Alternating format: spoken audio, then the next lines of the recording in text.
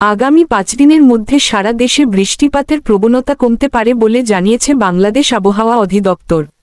তবে আগামী কয়েকদিন সারা দেশে বৃষ্টিপাত অব্যাহত থাকতে পারে বলে জানিয়েছে সংস্থাটি। শনিবার 2 আগস্ট বাংলাদেশ আবহাওয়া অধিদপ্তরের আবহাওয়াবিদ ড.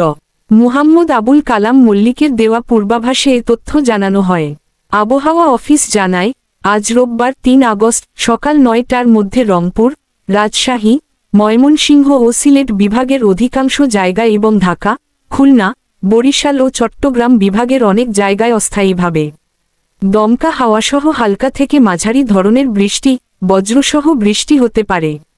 সেই সঙ্গে রংপুর, ময়মনসিংহ ও সিলেট বিভাগের কোথাও কোথাও মাঝারি ধরনের ভারী থেকে অতি ভারী বর্ষণ হতে পারে এবং সারা দেশে দিন এবং রাতের তাপমাত্রা প্রায় অপরিবর্তিত থাকতে পারে।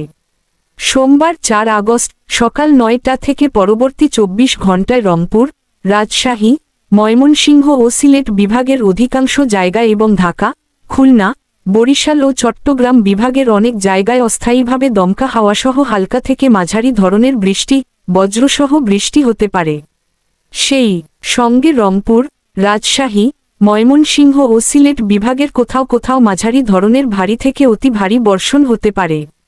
এছাড়া সারা দেশে দিনের তাপমাত্রা সামান্য কমতে পারে এবং রাতের তাপমাত্রা প্রায় অপরিবর্তিত থাকতে পারে।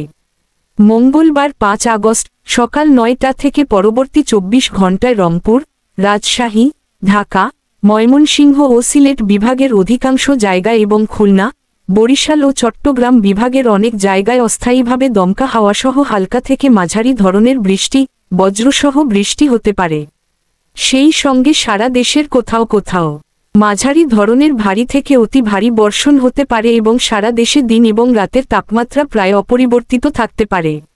বুধবার 6 আগস্ট সকাল 9টা থেকে পরবর্তী 24 ঘণ্টায় রংপুর, রাজশাহী, ঢাকা, ময়মনসিংহ, খুলনা, বরিশাল, চট্টগ্রাম ও সিলেট বিভাগের অধিকাংশ জায়গায় অস্থায়ীভাবে দমকা হাওয়াসহ হালকা থেকে মাঝারি ধরনের বৃষ্টি, বজ্রসহ বৃষ্টি হতে পারে।